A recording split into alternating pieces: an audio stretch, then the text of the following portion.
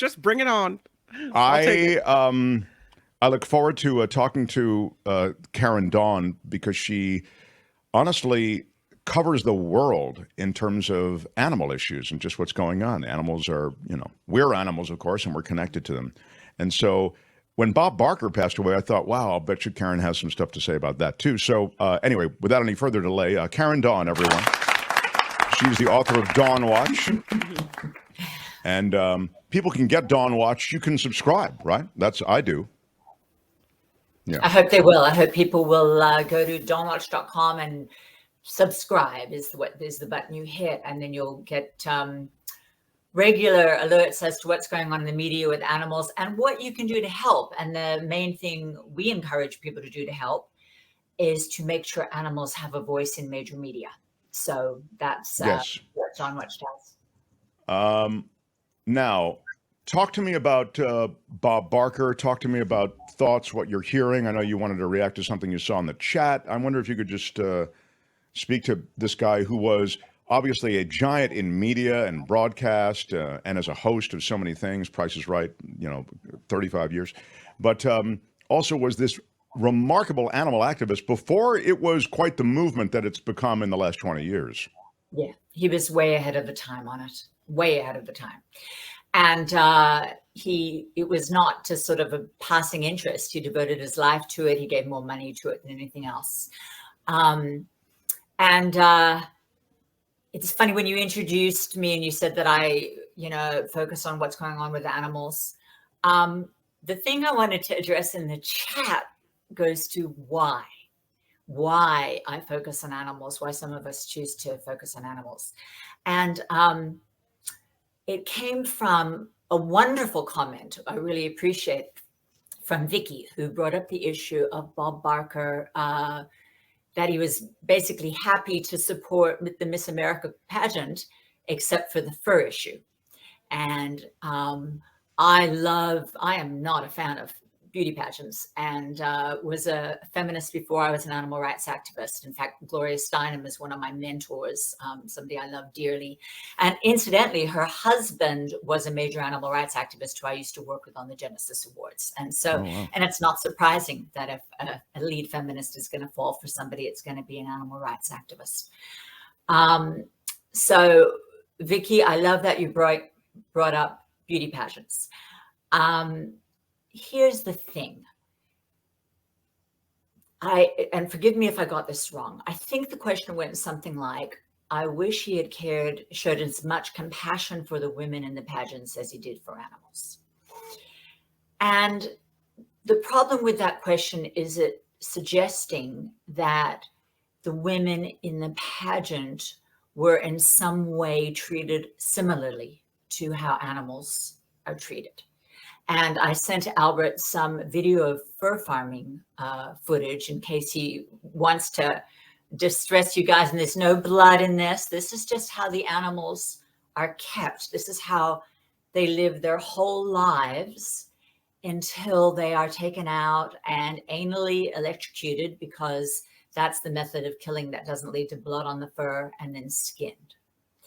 And I have no doubt that if the women in those beauty pageants were kept like this right up until show day, and then afterwards were skinned so that we could wear their fur, Bob Barker would not have been doing those pageants, and would have definitely been showing the women just as much compassion. Now, so my point there is that if he had refused to do the Miss America pageant until they ended Best in Show, until they ended dog beauty pageants, then the phrasing on that question would have been more accurate. So I have those of us in the animal rights world, some of us, the reason we're in it is because that there is people don't get that all things being equal, we might care just as much about human issues as animal issues, but things are so grossly unequal. And just, to look at what happens to animals, what you saw in that video of how they're kept for their whole lives. Thank heavens, though, horrible, horrible things happen to humans. It's not legal anywhere to keep them in that kind of condition that we just saw, and then to electrocute them and skin them.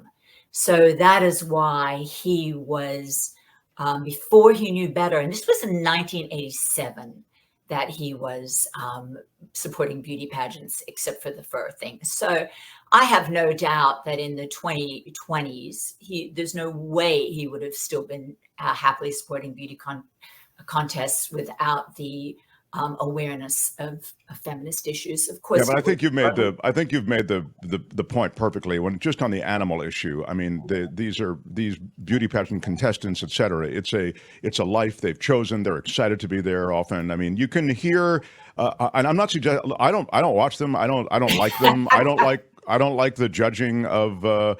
I've actually had to be part of the.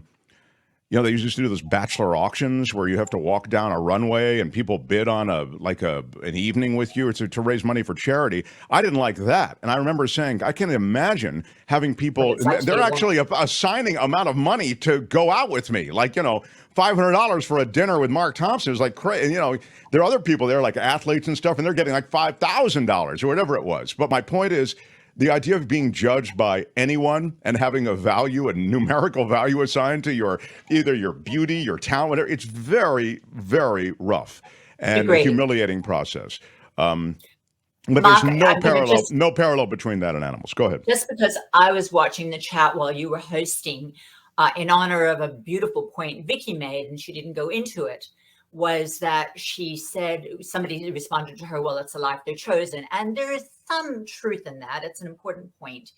But, that's, as your animal guest, I'm not going to go down that road and say, what, we can argue about what kind of choices all of these people have. It's like when poor young men go into the army, how much choice do they have? So I'm not arguing it from it's a life they've chosen. I'm arguing it from what those women are going through isn't quite comparable to what animals go through. And it never is. What animals go through is just so profoundly and completely worse than anything we ever put women through. And, PETA gets in a lot of trouble for being willing to objectify women in order to make their animal points. And I don't like it. I really don't like it. And so, Vicky, I'm with you. But, people, on the other hand, I don't want to criticize them too harshly because animals need people appealing to from every walk of society because they have it so bad. Nobody has it worse than animals have it. So true. So I wanted to then ask you about Barker. He talked a bit about Sea Shepherd. He did a lot of work with just the ocean. You mentioned the fur thing, and we got off, and then the fur thing is just, it's heartbreaking and awful, and those poor creatures in those cages. By the way, they grow in those cages. Sometimes they grow and their paws grow over the metal mesh, and they can't move. Imagine that. But they keep them just alive enough for their fur to be good. But anyway, apart from I wish they had kept them just alive enough. They could do that by keeping them in a coma rather than keeping them fully conscious, sentient, emotional. It's a desperate life.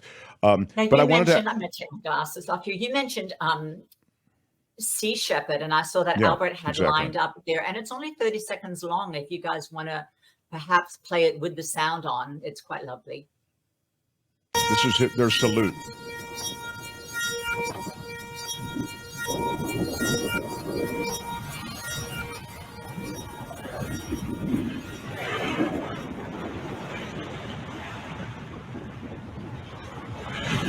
Sound's not on. No, we're hearing it. We're hearing it. Yeah, that's the Sea Shepherd salute. Horn. I didn't hear the volume, the mournful sound of the ship's horn. Did you guys hear that? That's what's Kim, couldn't you hear that? Yeah, I heard it. I just had to turn it down. It was really, really loud. But it was playing. I heard it. Yeah, it was just. And the reason Sea Shepherd responded like that is he gave them $5 million some years ago. Captain Paul told Bob Barker that if we had $5 million, we could end the Japanese whaling in the South Seas. And Barker said, let's go.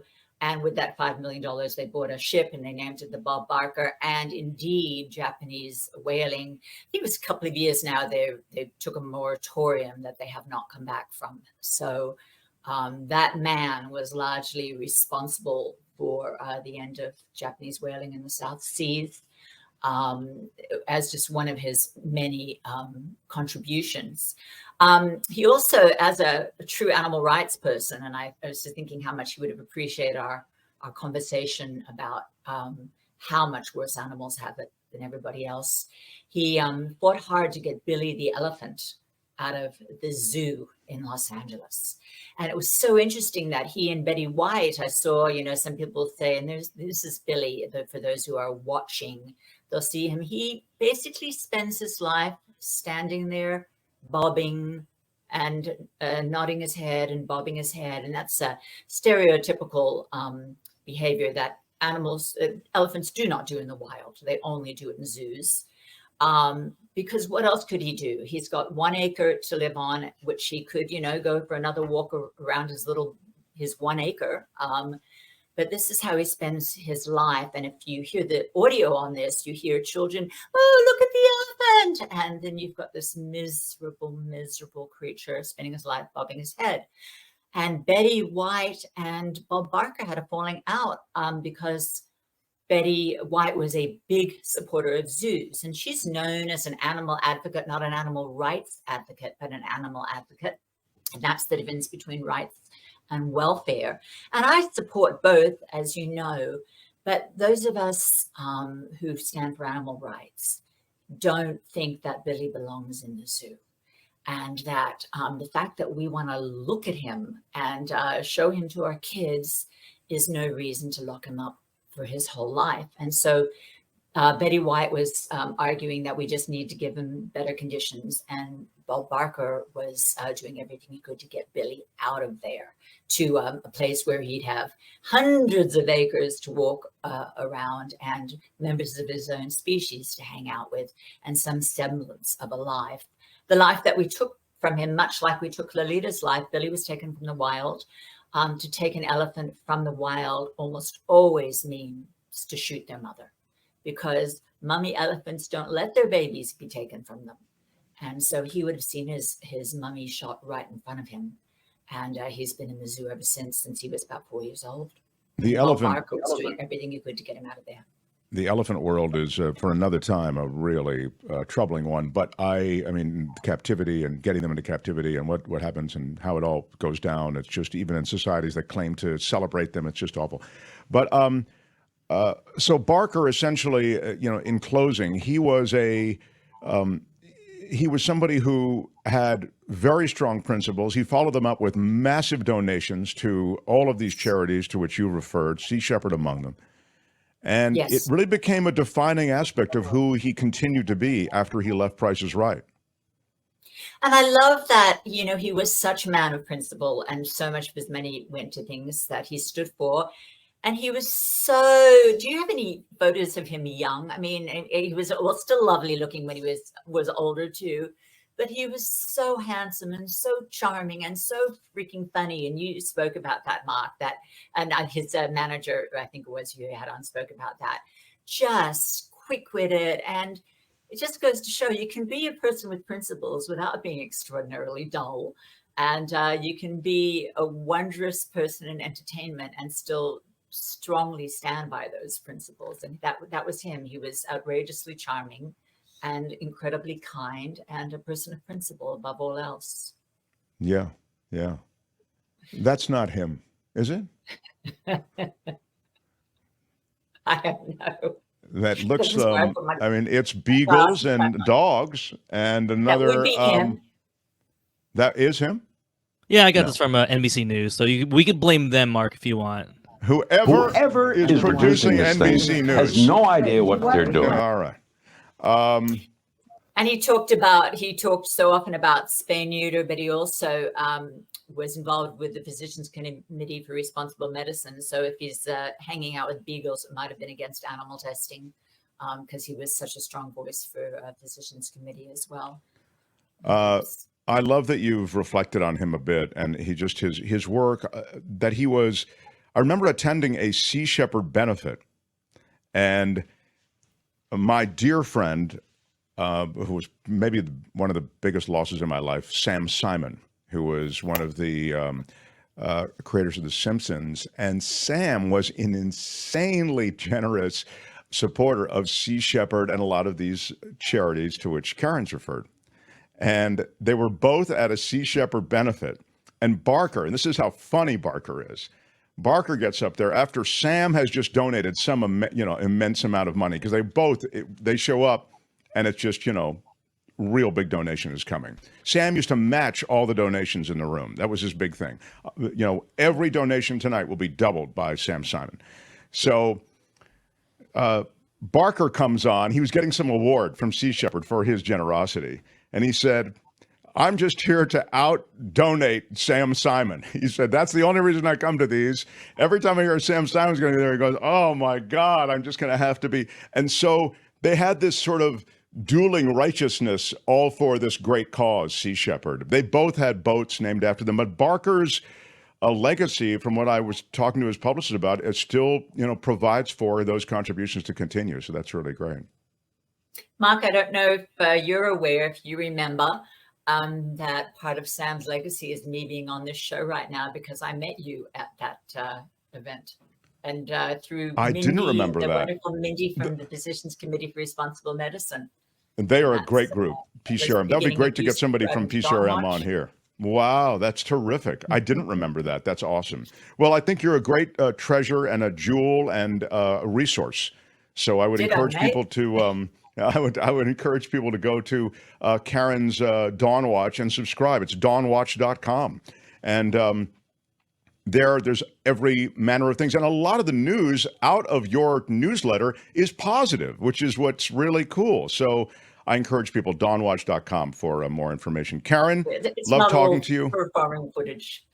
Yeah, that's right. It's there's a lot more going on than the sadness. Sometimes it's announcements that places like California have banned fur. So, right. No, we've really awakened a lot to the cruelty. So it's anyway, great to have you in our mix every Monday. Karen Dawn, everybody. Bye, Karen.